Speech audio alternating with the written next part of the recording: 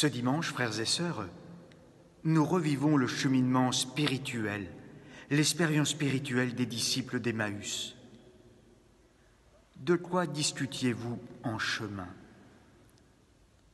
Certes, ce dimanche, nous ne faisons pas route vers Emmaüs. Nous, non, car nous sommes encore confinés. Mais dans vos chemins intérieurs cette semaine, vous avez peut-être discuté de l'après 11 mai, de famille en deuil, de soucis, de souvenirs, peut-être de joie aussi. Comme pour les disciples d'Emmaüs, le Christ nous rejoint. Il marche avec nous ce matin et nous dit « De quoi discutiez-vous en chemin ?»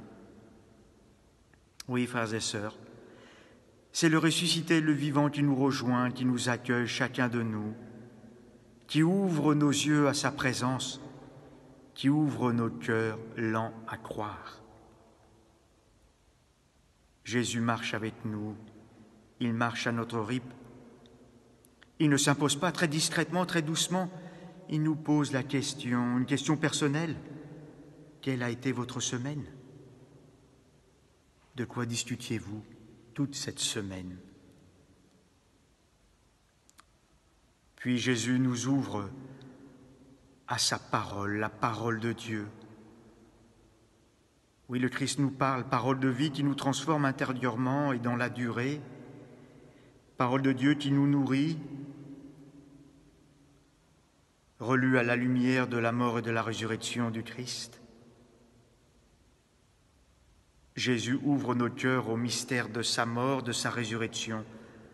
Oui, car nous sommes lents à croire. Le Christ, oui, nous explique les Écritures grâce à l'Esprit Saint et rallume dans nos cœurs la chaleur de la foi et de l'espérance. Puis le Christ nous invite à table. Ce dimanche, ce sera encore la communion spirituelle. Et déjà dans cette communion spirituelle, bien sûr, le Christ nous donne la force. Chacun de nous, dans notre cœur, nous disons « Seigneur, reste avec nous ». Le Christ, à chaque Eucharistie, nous donne sa vie donnée. Et nous le reconnaissons par les yeux de la foi. C'est le paradoxe au moment où les disciples d'Emmaüs reconnaissent Jésus, il disparaît à leurs yeux. Pourquoi? Parce que maintenant il vit en eux. Oui, avec l'Eucharistie, cette communion spirituelle que vous allez vivre ce dimanche, le Christ vit en nous. Notre cœur n'était-il pas brûlant en nous tandis qu'il nous parlait sur la route et nous ouvrait les Écritures? Oui, frères et sœurs, le Christ ressuscité est là avec nous et notre cœur est tout brûlant. Regardons encore les disciples d'Emmaüs.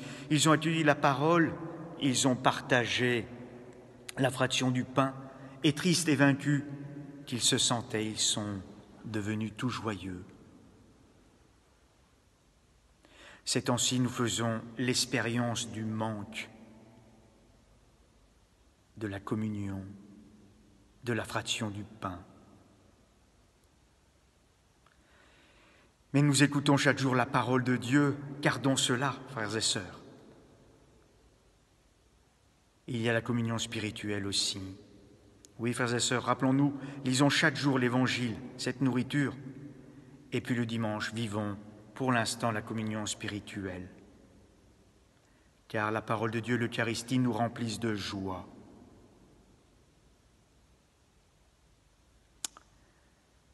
Nous sommes les disciples d'Emmaüs, frères et sœurs.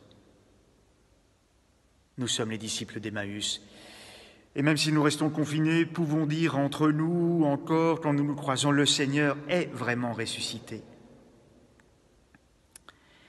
Après le 11 mai, nous serons invités à partager cette bonne nouvelle, ou même déjà par téléphone.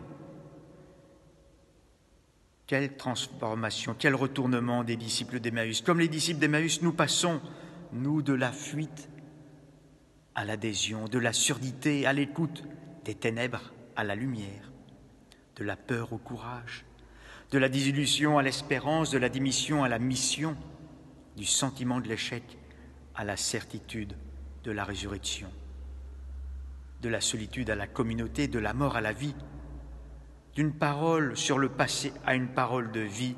Christ est ressuscité. Oui, frères et sœurs, le Christ marche avec nous.